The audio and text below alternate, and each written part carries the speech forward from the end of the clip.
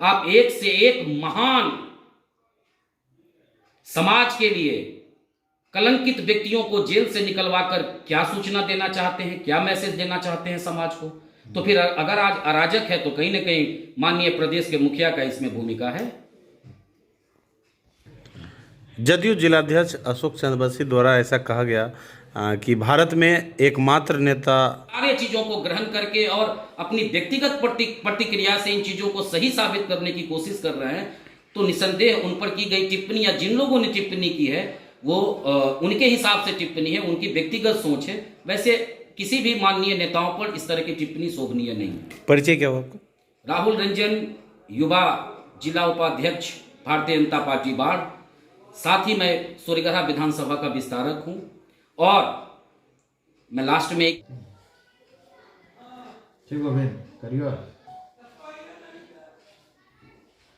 भाजपा लगातार जो है कि लॉ एंड ऑर्डर के मुद्दा उठाती है, लगातार जो है कि हत्याएं हो रही है, शिक्षा विभाग में गड़बड़ी नज़र आता है, हिंदू त्योहारों को काट दिया जाता है, स्वास्थ्य विभाग भी जो है कि खटारे में नज़र आता है। जो भी स्वास्थ्य विभाग के बेहतरी की बात करते हैं उनके लिए जो है कि कड़े शब्दों के साथ जेल जाने की बात करने लगती है। कैसे देखते हैं इसको? निसंदेह देख सकते हैं समाज में दिन प्रतिदिन हर दिन सुबह की शुरुआत ही हत्याओं के साथ होती है, और रात में जब लोग न्यूज़ ओपन करते हैं तो उन्हें सिर्फ हत्याएं नजर आती है। अराजकता पूरी तरह से स्टेट अराजक हो चुकी है, और इसमें कहीं ना कहीं भूमिका हमारे प्रदेश के मुखिया का है। वो आज इस कदर कुर्सी के पीछे दीवाना हो गए हैं कि तमाम बिहार के आम जनमानस की चिंता उनको अब रही नहीं। अब केवल और केवल वो अपनी राजनीति बचाने के लिए, कुर्सी बचाने के लिए बिल्कुल ही समाज के विपरीत राजनीति में अपनी भूमिका सुनिश्चित कर रहे हैं। हिंदू त्योहारों की जो बात थी, हिंदू त्योहार जो है कि छुट्टी बड़ी सारे काट दिए गए। निसंदेह आप इससे बड़ा कम्युनल चेहरा और क्या हो सकता है।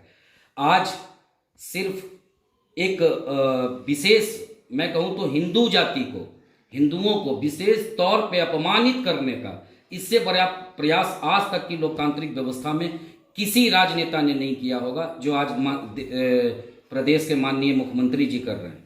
परंतु जब हम कोई विद्यालय कुछ पहुँचे तो पता चला रक्षाबंधन के दिन वहाँ केवल शिक्षक आए, एक भी छात्र नहीं आया।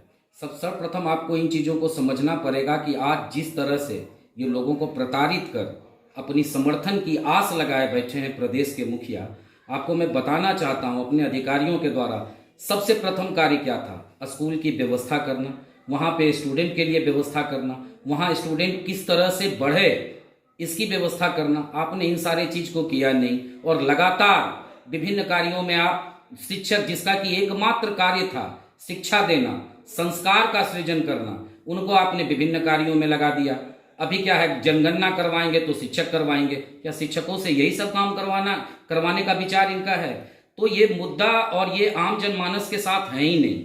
ये हर तरह से चीज़ों को बस प्रताड़ित करना जानते हैं, इसके अतिरिक्त अब इनके दिमाग में कुछ नहीं है। सारा खेल आज तक ये कारण नहीं बता पाए कि ये भारतीय जनता पार्टी से क्यों अलग हुए। समाज में बताना चाहिए था कि भाई भारतीय जनता पार्टी ने ऐसी कौन सी कंडीशन डाली, ऐसी क्या बात हुई जिसके कारण आप भारतीय जनता पार्टी से अलग हुए, जिसने आपको राजनीतिक पहचान दिया। आज तक आप अगर कुर्सी पे विराजमान रहे तो कहीं ना कहीं भारतीय जनता पार्टी के कारण आप रहे, और आपने उसे ही परित्याग कर दिया।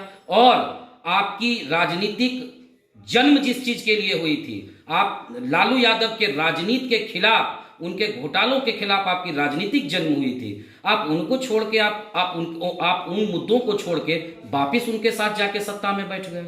और एक बात, दूसरी बात और है, आप अभी जिसकी चर्चा आप कर रहे थे, जिस तरह से अभी अराजक हो चुका है स्टेट, मैं प्रामाणिक तौर पे कहना चाहता हूं कि प्रदेश के मुखिया का इसमें पूरी तरह से भूमिका है। वो इसलिए है कि आप अपने प्रथम 5 वर्ष के कार्यकाल में जिस तरह से आप अपराधियों के विरुद्ध कार्य किया करते थे, आज आपकी क्या ऐसी जरूरत आ गई? क्यों इतनी चिंता है? जो आप समाज के लिए कीड़ा, समाज के लिए दूषित व्यक्तियों को जेल से निकालने के लिए कानून में संशोधन करते हैं। आप एक से एक महान समाज के लिए कलंकित व्यक्तियों को जेल से निकलवाकर क्या सूचना देना चाहते हैं, क्या मैसेज देना चाहते हैं समाज को? तो फिर अगर आज अराजक है तो कहीं ना कहीं माननीय प्रदेश के मुखिया का इसमें भूमिका है। जदयू जिलाध्यक्ष अशोक चंद्र बंसी द्वारा ऐसा कहा गया कि भारत में एकमात्र नेता उनके नीतीश कुमार हैं जिन्हें यूएनओ द्वारा सम्मानित किया गया। इस पर आपको क्या कहना? उसके बाद भी आप लोग उन पर तीखा टिप्पणी करते हैं, इस तरह का बात, असंवैधानिक ऐसा शब्द का प्रयोग करते हैं, ये कहाँ तक उचित आपको लगता है? नहीं, मैं इन चीज़ों पे बताना चाहता हूँ, संगत से गुण होत है, संगत से गुण जाए। ये मैं नहीं कहता, ऐसा हमारी शास्त्रों में कहा गया है। माननीय नीतीश कुमार जी जब भारतीय जनता पार्टी के साथ थे, इस विचारधारा के साथ जुड़कर स्वतंत्र रूप से कार्य करते थे, तब तक निसंदेह इनकी चर्चा एक अच्छे राजनेता में थी। समाज के द्वारा चर्चा हम राजनेता नहीं करते हैं, चर्चा समाज करती है। और जहाँ तक सम्मानित करने की बात हो, तो आज तक के लोकतांत्रिक इतिहास में शायद ही कोई नेता होंगे, सभी सम्माननीय हैं जितने भी नेता हुए, लेकिन शायद ही कोई नेता ऐसे होंगे जिन्हें विभिन्न तरह के विशेष सम्मान से, यहाँ तक कि देश के सर्वोच्च सम्मान से, आदरणीय देश के यशस्वी प्रधानमंत्री मोदी जी जितना सम्मानित हुए हैं, शायद ही कोई नेता हुआ होगा। चाहे यूनाइटेड नेशन में सर्वोच्च पर्यावरण सम्मान की बात हो, चाहे फ्रांस में विशेष नागरिक सर्वोत्तम नागरिक सम्मान की बात हो, तो भाई जब आपके सामने बैठे हुए देश के यशस्वी प्रधानमंत्री हैं, आज देश के आम जनमानस को लोकतांत्रिक व्यवस्था में पहली बार एक देश के रूप में गर्व करने का जो अनुभव प्राप्त हुआ है, जो सम्मान प्राप्त हुआ है, इसके अतिरिक्त और किसी चर्चा का कोई महत्व नहीं है।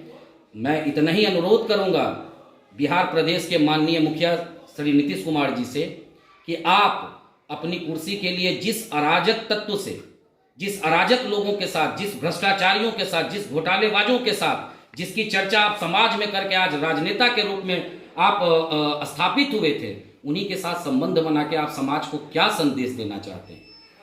तो क्या लगता है उनके बारे में जो टिप्पणी किया उसे आप उचित मानते हैं? नहीं, निसंदेह आप जो कर्म करते हैं, आपके कर्म के अनुसार आपका नामकरण संस्कार समाज के द्वारा किया जाता है। आज देश के यशस्वी प्रधानमंत्री श्री नरेंद्र भाई मोदी जी को विश्व नायक के रूप में लोग संबोधित करते हैं, विश्व का प्रतिनिधित्व करने की क्षमता उसमें दिखती है। तो उसी तरह से आज वर्तमान स्थिति जो माननीय प्रदेश के मुखिया जी की है, उस पर जो टिप्पणी की गई है, मैं निसंदेह मैं कहना चाहता हूं कि वो उपजी जो स्थिति है उससे निकला वो टिप्पणी है। हालांकि ऐसी टिप्पणी नहीं होनी चाहिए। कोई भी राजनेता अगर वो उस पद पे बैठे हुए हैं तो उनके लिए सम्मान है, लेकिन आज जिस तरह से परिस्थिति बिहार की बनी हुई है, जिस तरह से हर दिन चाहे मारकाट हो, चाहे आप जो कहें, आज भय में लोग हैं। वापिस बिहार अपने 90 के दशक में लौट चुका है और कहीं ना कहीं प्रदेश के मुखिया इस पर चुप हैं और शांति रूप से इन सारे चीज़ों को ग्रहण करके और अपनी व्यक्तिगत प्रतिक्रिया से इन चीज़ों को सही साबित करने की कोशिश कर रहे हैं। तो निसंदेह उन पर की गई टिप्पणी या जिन लोगों ने टिप्पणी की है वो उनके हिसाब से टिप्पणी है, उनकी व्यक्तिगत सोच है। वैसे किसी भी माननीय नेताओं पर इस तरह की टिप्पणी शोभनीय नहीं है। परिचय क्या हुआ आपका? राहुल रंजन, युवा जिला उपाध्यक्ष, भारतीय जनता पार्टी बाढ़। साथ ही मैं सूर्यगढ़ा विधानसभा का विस्तारक हूं। और मैं लास्ट में एक चीज जरूर आप चैनलों के माध्यम से लोगों को बताना चाहता हूं कि लोकतांत्रिक व्यवस्था के बाद आज जिस तरह से भारतीय जनता पार्टी और देश के यशस्वी प्रधानमंत्री ने जिस तरह से एक देश के रूप में गर्व करने का जो सम्मान दिया है, जो और साथ ही योजनाओं के माध्यम से जो आपके समाज को आगे बढ़ाने का एक प्रयास किया है, जिन्होंने पहली बार किसानों को सम्मान दिया है, वैसे व्यक्तियों का वरण करें। निसंदेह भारतीय जनता पार्टी हर एक समाज में जुड़ के, किसी को चाहे वो कोई भी समाज हो, उसके साथ जुड़ के कार्य करती है। इसलिए मेरा विशेष अनुरोध है कि समाज भारतीय जनता पार्टी का वरण करे।